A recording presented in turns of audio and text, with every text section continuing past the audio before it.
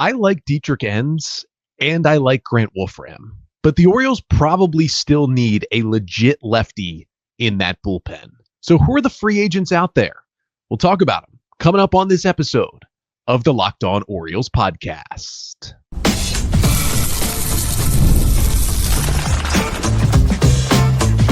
You are Locked On Orioles, your daily Baltimore Orioles podcast.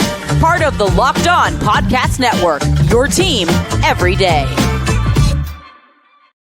Hey there, Orioles fans. Today is Thursday, November 27th, 2025, and welcome back into the Locked On Orioles podcast, part of the Locked On Podcast Network, your team every day. As always, I'm your host, Connor Newcomb. And coming up on today's episode, we're going to do another free agent wish list episode. I'm taking a look at the left-handed relievers who are out there on the market this offseason, ranking my top 6, who I think would be the best fits in free agency for the Orioles to add to the bullpen. I'll talk about a couple of old friends, one with kind of a different connection to the podcast, and some interesting older names as well. But that's all coming up on this episode of the Locked On Orioles podcast, which is part of the Locked On Podcast Network, now the #1 sports podcast network.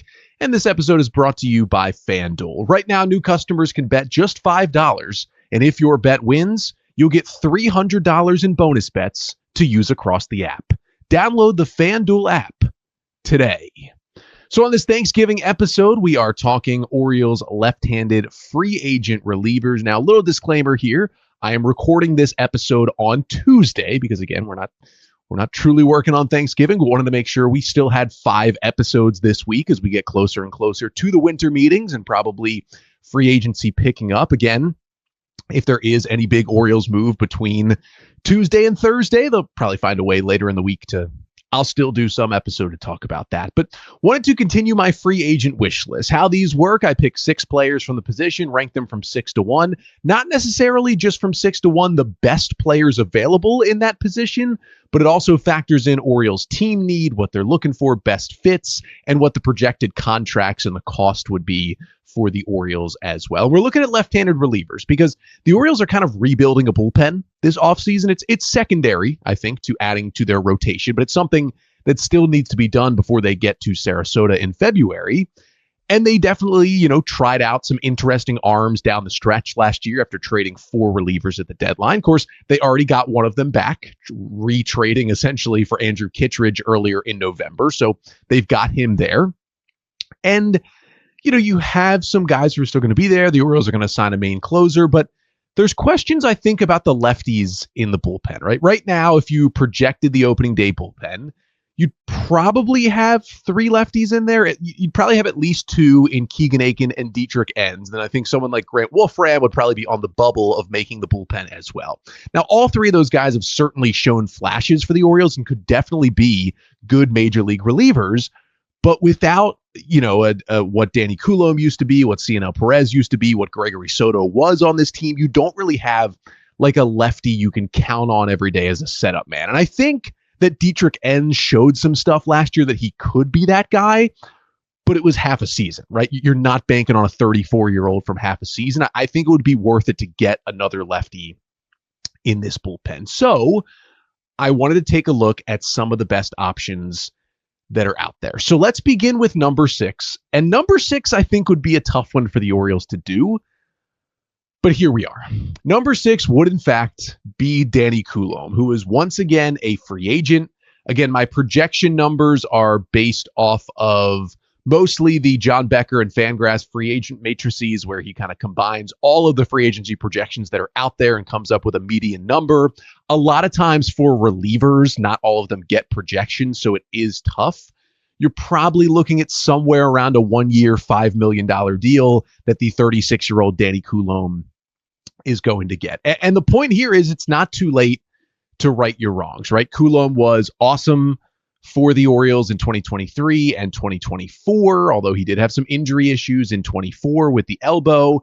The Orioles had a $4 million player option on him for 2025, which they declined, which at the time, if you go back and listen, I said was the wrong move by the Orioles. I understood that he missed half of that 2024 season with elbow issues. I understood that when he came back in September, he was not the same pitcher, but I still felt, look, with David Rubenstein taking over, $4 million for a guy who's been as good as Coulombe was for a year and a half for the Orioles, I thought it was just worth taking the chance on $4 million. And if the elbow's really cooked, you can DFA him, and $4 million isn't a lot to this ownership group. I understood why they declined the option. It was because of the injury issues. And Coulombe didn't sign until like February. So clearly other teams were also concerned about his elbow. It wasn't just the Orioles. And he had other injury issues this year. He had a shoulder fatigue issue that he missed time with. He had a forearm strain that he missed time with in 2025. But when he was on the mound, he was still the good Danny Coulombe. He re-signed with the Twins, and then he was traded to the Rangers at the deadline. And in 43 innings, he still posted a 2.30 ERA this year. Now, that came with a 3.30 FIP. The underlying stuff did not look nearly as good as it did either year with Baltimore. You could tell, strikeouts were down, walks were up. Like, it was not the same pitcher. And especially when he went to Texas, he had a 5.25 ERA in 15 games after the trade with the Rangers. So things started to definitely go in the wrong direction. And I think long term, the Orioles were right to be concerned about the injury, but I don't think they were right to decline the $4 million option. Like, would Danny Coulombe have put the Orioles into the playoffs this year? No. Would he have made their bullpen better even in just those 43 innings? Absolutely, he would have. And at the very least, it could have been someone else they could have gotten something for and traded away at the deadline. So he's definitely in decline. He is not the 2023 version of Danny Coulombe, who was, honestly one of the best left-handed relievers in all of baseball. But I think there's still enough there to help you, right? He's still getting a ton of chase.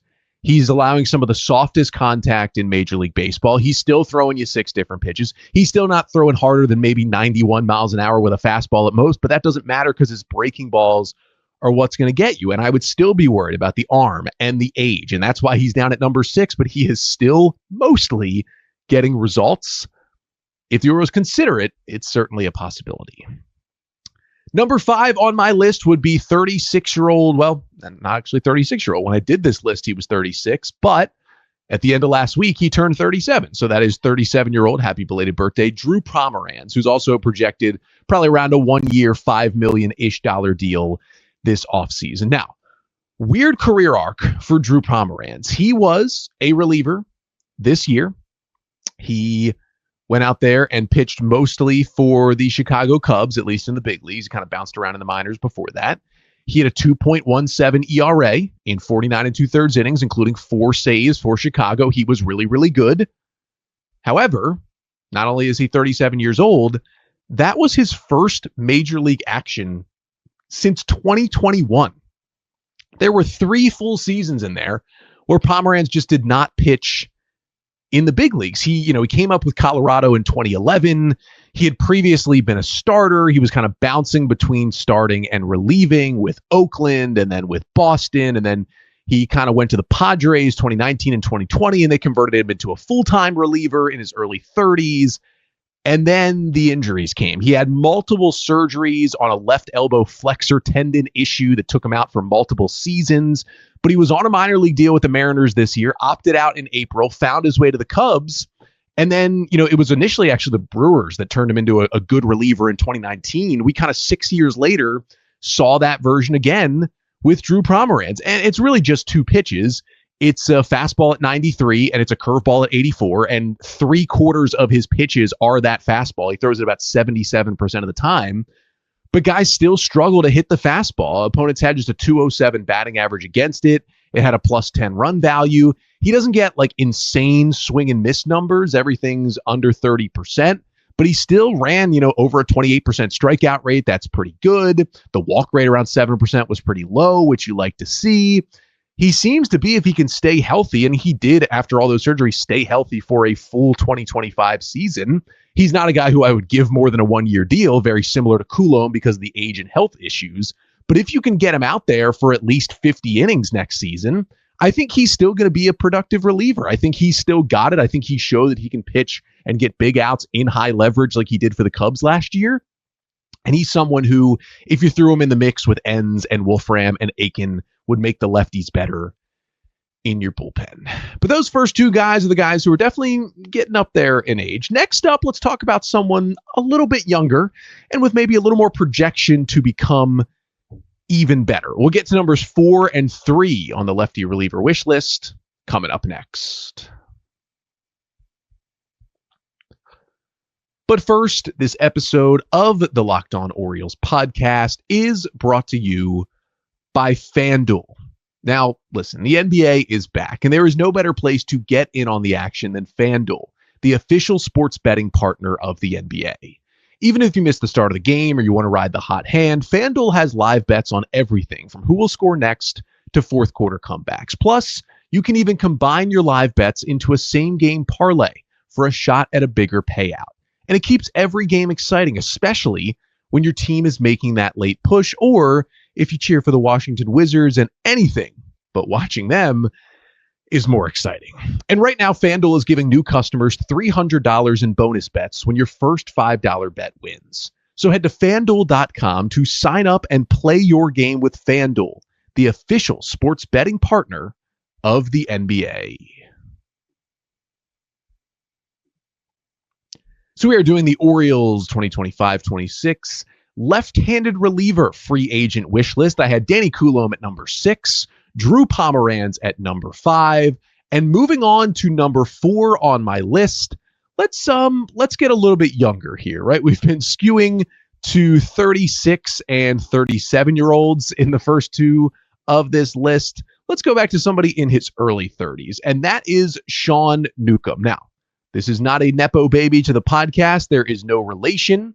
But 32-year-old Sean Newcomb, again, projected somewhere around a 1-year, $5 million deal. That's where a lot of these projections are on these lefty relievers, just because, I don't know, you kind of don't know what all of them are going to give you and how much you can rely on them for different reasons, whether it be age or, in Sean Newcomb's case, kind of what he is moving forward. Sean Newcomb, he had been a starter for a little while when he first came up with the Braves in 2017 and was pretty good.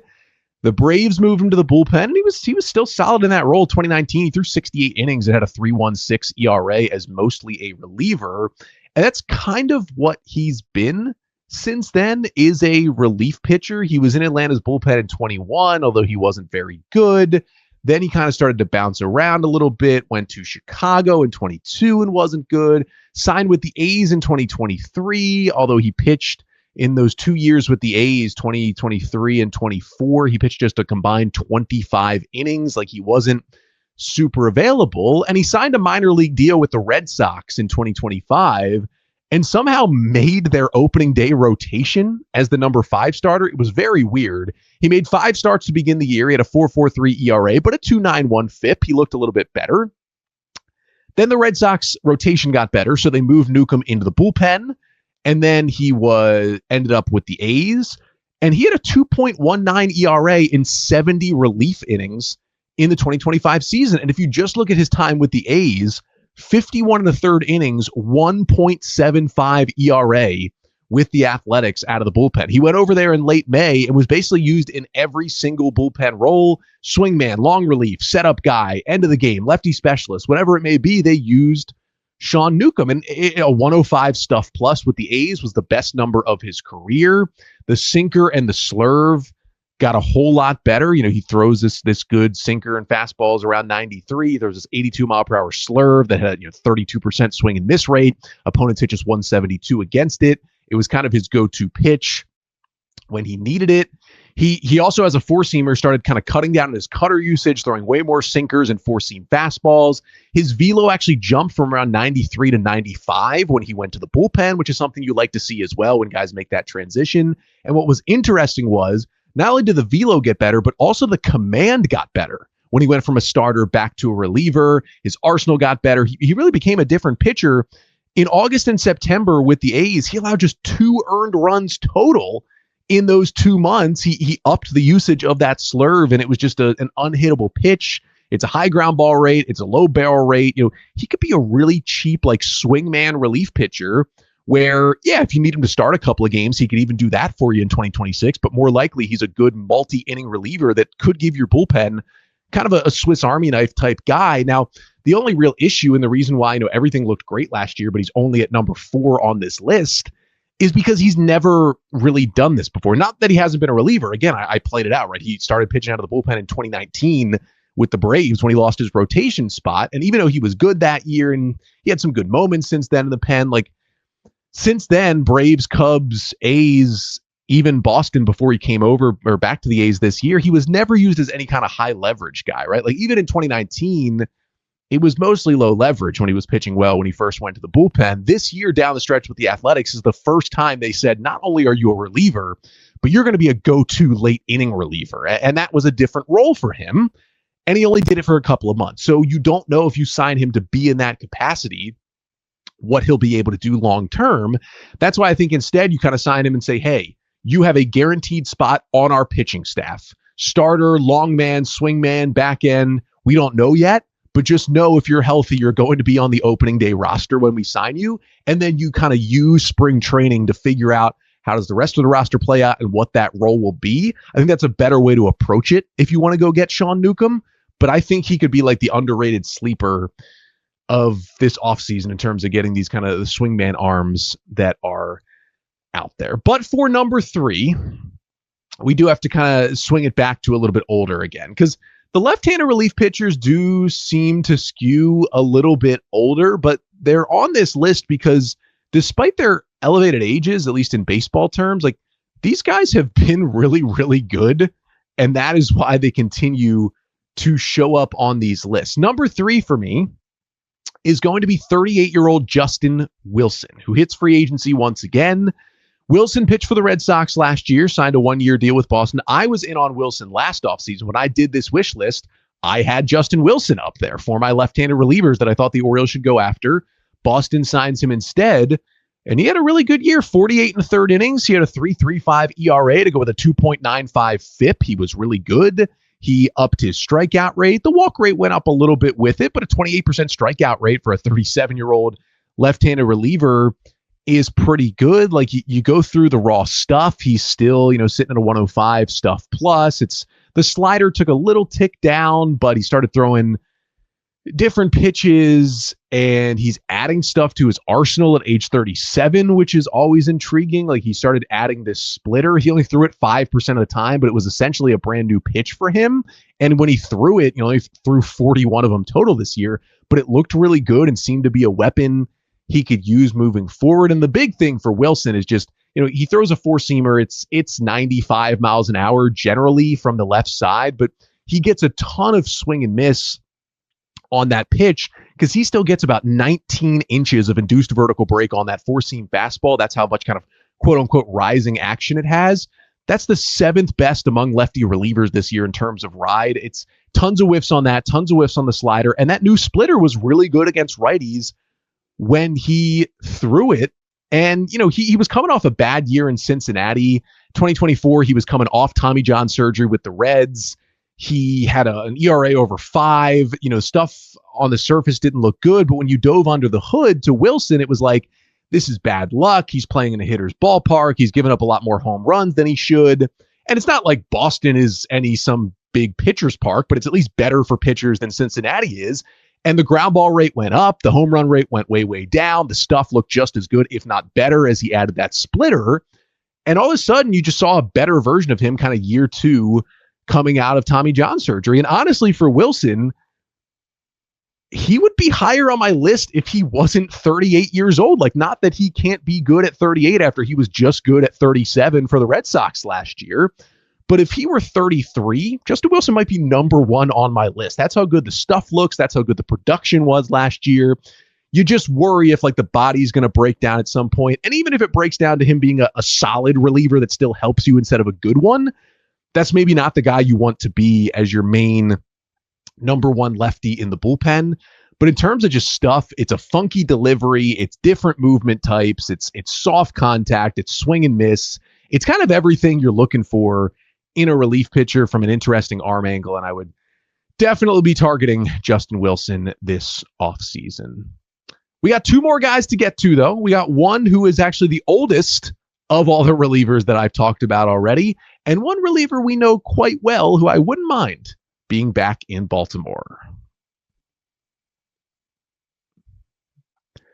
But first, this episode of the Locked On Orioles podcast is also brought to you by Game Time. The NFL season is back, and honestly, there's nothing better than being in the stadium, surrounded by fans and cheering on your team. But let's be honest, getting tickets can be a hassle. Between queues, login screens, and prices jumping at checkout, it's frustrating. That's why I use Game Time, the app that gives the advantage back to fans. Game Time is fast, it's easy, and it's backed by the Game Time guarantee. You'll always get 100% authentic tickets delivered on time and at the best price. Plus, all fees are included. So the price you see is the price you pay. You can pull up Game Time right now. Hey, maybe your Thanksgiving plans happen during the day. You don't have a lot going on at night. You're looking for something to do. Ravens Bengals at the bank looking to extend a little lead in the AFC North. You can get NFL tickets as low as $100 on the Game Time app. So download the Game Time app, create an account, and use code LOCKEDONMLB for $20 off your first purchase. Terms apply. Again, that's promo code LOCKEDONMLB for $20 off. Swipe, tap, ticket, go. Download Game Time today.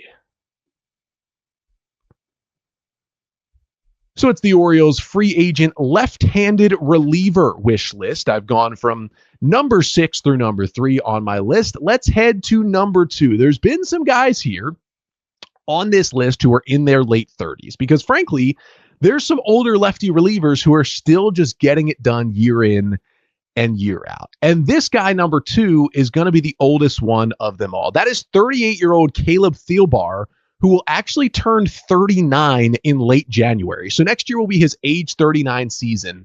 And despite being drafted in 2009 out of South Dakota State and debuting in the big leagues in 2013 with the Minnesota Twins, this guy just still has it. I mean, there's been legitimately one bad year on his resume. That was 2024 with the Twins. His final year in Minnesota, he had a 5.32 ERA in 47 innings. He signs for a really small deal with the Cubs last year and completely bounced back. 58 innings, 2.64 ERA, 3.00 FIP. He cut his walk rate from 11% to under 6% while upping the strikeout rate. His opponent batting average of 184 against him last year, well, that just happened to be the lowest of his career since his rookie year. And he did that at age 38. He's kind of the ageless wonder, Caleb Thielbar. And honestly, he kind of reminds me of Danny Coulombe. And it's funny because the two of them were in that Minnesota bullpen together for a while. It's a little bit better fastball velocity. Thielbar sits 93, whereas Coulombe is basically sitting 90 at this point with the fastball. And Thielbar throws 42% four-seamers. It's still his main pitch, whereas Coulombe's going to throw a lot more of his breaking balls. But after that, it's 3 different breaking balls for Caleb Thielbar. It's a curve ball. He throws it 28% of the time. Huge swing and miss, 135 batting average against it. Then it's a sweeper, throws it about 15% of the time, 143 batting average against. And then a slider, which is about, the sweeper's at 81, the slider's at about 89. It's almost more of a cutter, really. 184 batting average against and a 34% swing and miss. I mean, the stuff is still there, and you don't really see it ticking down. Like he lost 0.4 miles per hour on his four-seamer from 2024 to 2025, but it's not like it's crazy down from where it's been throughout his career. I mean, 92.8, if you look at it, is still like the 3rd highest fastball velo he's had in his entire big league career, so it's nothing concerning. You look at a 31.8% hard hit rate against him, is one of the lowest in all of Major League Baseball last year. You look at the chase rate is still great. It's a low walk rate. It's a high strikeout rate. It's swing and miss stuff. It's kind of an interesting arm angle, like big over the top, 56-degree arm angle. It's stuff that goes down, stuff that moves towards the right, stuff that, among his four-seam fastball with 19 inches of induced vertical break is able to stay on plane and get that riding action. Like, this could be a legitimate guy. The projection's around a 1-year, $8 million deal for him to get this offseason. And he's also been incredibly healthy. Like, his last IL stint was April of 2024, and his only injuries since coming back to the big leagues, it's kind of been a weird stretch for Thielbar, where he pitched for the Twins for 3 years, 2013 to 2015, and then he didn't appear in the big leagues again until 2020 with Minnesota. So since he came back in 2020, he's had only 2 IL stints. There was an oblique issue and a hamstring issue. No arm stuff at all. And he's about to turn 39 years old. He left and pitched an independent ball for 3 years, didn't pitch in a big league game for 4 years. And yet he's been one of the best relievers in Major League Baseball since coming back to the league in 2020. Among Major League relievers who have thrown at least 200 innings since the beginning of the 2020 season. So that's not even like all the qualified guys. That's just guys who have been somewhat of solid relievers since then. He's 28th in FIP. He's 11th among lefties in FIP. Yeah, that's not the greatest reliever in the game, but for a guy who's now 39, who's been that good for 6 straight years, is pretty impressive. Like, you look at all the breaking balls, curveball, sweeper, slider, they combine for a 153 batting average against, 32% whiff, plus 10 run value. I don't know. He's like a better version, honestly, of Danny Coulombe. We know how good Coulombe was, and also without the issues of the arm injuries. Like, this is great stuff. Just like I said with Justin Wilson, like, he's probably higher on the list if he weren't 38. Caleb Thielbar, to me, is number 1 if he's not about to turn 39. And this is not to be ageist against baseball players who aren't even 40 years old, and age in professional athletes looks very different than just age for regular people walking among us. But you just have to be concerned when a guy's 39, right? I understand that pitchers can still be really good into their late 30s and even early 40s. But when a guy is 39 years old, it's just a little bit of a red flag. Again, like, he's one of only 4 relief pitchers to throw at least 20 innings this season at age 38 or older. There are only 3 other relievers at his age who were used even close to the amount he was, and he threw 58 innings, right? I put a minimum of 20 innings. He is one of only 3 relief pitchers in the past 5 years to have an ERA under 3 in his age 38 season or older. Nobody, basically, almost nobody, has this much success at this age. And since 2010, only 32 relief pitchers. Since 2010, that's 15 seasons. Only 32 relief pitchers have ever thrown at least 40 innings in a season at age 39 or older. And that's what you'd be looking for Thielbar to do next year, is throw at least 40 innings at age 39. Again, about 2 relievers every year since 2010 have done it. And I think if there's going to be one who does it, it would be Caleb Thielbar with how good he's been. But you are taking a little bit of a risk despite how good pretty much everything on the board looks for Thielbar. You look at his baseball savant page, it's just red. That is all we're looking at right here. So while that's all exciting, the 39 makes you think about it. That's the only reason why he's at number 2. If he's even 35, right, he's probably number 1 on my list. But instead, number 1 is going to be someone we know well. Probably don't have to explain him as much. Some people might hate this. Some people might like this. My number 1 is Gregory Soto. He's 30. He'll be 31 in January, about a 1-year, $10 million deal projection. We know him well. The Orioles acquired him from the Phillies at the trade deadline in 2024, and he pitched for a year for the Orioles. He was really good down the stretch in 24. He was solid in 25, and then the Orioles dealt him to the Mets at this year's trade deadline, where he finished off the year. For Soto overall this season, between the Mets and the O's, he had a 4.18 ERA in 60 1/3 innings.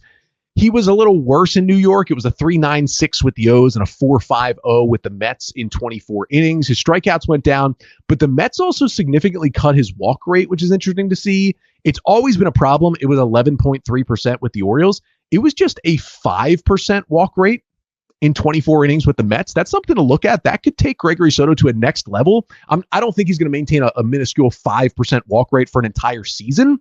But if he can find the middle of 11 and 5, like if he can sit around an 8% walk rate, he's going to be an even better pitcher with just less base runners. I mean, that's the thing with Soto. He can miss bats. He's going to get ground balls. He can get himself out of jams, but he also had an insane amount of bad luck. He was running a 392 BABIP with the Mets. Opponent's batting average on balls in play, right, normalizes around like 280. Having it be 392 means you're getting some insane bad luck. And because he was still keeping the ball on the ground fairly significantly, it probably meant just a lot of ground balls were sneaking through for singles for Soto. And even with the walk rate down, he was still getting hurt because of those extra base runners. But if you just look at the stuff, I mean, nobody's going to bring the stuff that he has from the left side, right? It's a 115 stuff plus overall last season. It jumped up to 118 in those 24 innings with the Mets. Like, I get that he has the walk issues, and although he was really, really good down the stretch last year, or excuse me, in 2024, there's still going to be issues, right, with Gregory Soto. But if you just can step aside and say, okay, what can this guy do, right? Looking at a pure stuff value, how good is Gregory Soto? And, his 116 stuff plus last year, if you're just looking at left-handed pitchers, I mean, there's only a few that are better than him. I mean, Alex Vesia, Adrian Morejon, Josh Hader are few of those lefties who are above him, and those are three of the top 5 lefty relievers in baseball. Like, Soto is right up there on a stuff percent. He's basically equal in stuff with Tanner Scott. And Tanner Scott got a 4-year, $80 million deal last year. Now, was he great? Not great for the Dodgers, but everything you're looking for is there from Soto. It's a incredibly low barrel rate, high swing and miss, high chase rate, high ground ball rate when the ball does get put in the air. He just doesn't really allow homers. He throws a sinker at 97. He's got this wipeout slider that had a 46% swing and miss rate against it between the Orioles and the Mets last year. Like, it's legitimate stuff. If it's real, that walk rate coming down with the Mets, I would be very, very interested in going and getting Gregory Soto back on this team. We'll see if, he liked his year in Baltimore enough to be willing to re-sign, because I can tell you right now, 15, 20 teams are going to be interested in adding Gregory Soto to their bullpen. That kind of stuff from the left side with closing experience and with success just doesn't come along that often. So it's going to be really up to Soto about where he wants to play. It could help that he already spent a year in Baltimore because he knows the team. It could hurt because maybe he didn't like it here, or, it's a brand new, pitching side is most of the same, but the rest is mostly a new coaching staff. So that could change things as well. But I know it would be like more of the same, running it back with a guy who was on this bad team last year, but he's just so good. And the ceiling is just so much higher than a lot of these other guys on the list. That is why Soto is my number one. But let me know here in the YouTube comments, right? Where did I go right? Where did I go wrong with some of these lefty relievers? Make sure to like, comment, and subscribe to the Locked On Orioles YouTube channel. Make sure you subscribe and follow wherever you listen. And you can also email me at lockedonorioles@gmail.com with any O's questions, podcast feedback, whatever it may be. Still got one more episode coming up this week. Again, these are all being recorded on Tuesday, so they're going to be a little behind. If there is any Orioles breaking news, I'll try to jump in with another episode. But we'll move our attention to right-handed relievers on tomorrow's episode, talk about the setup men from the right side in free agency who could help the O's bullpen. That's coming up tomorrow. Until then, I'm Connor Newcomb, and this has been the Locked On Orioles podcast, part of the Locked On Podcast Network. Your team every day.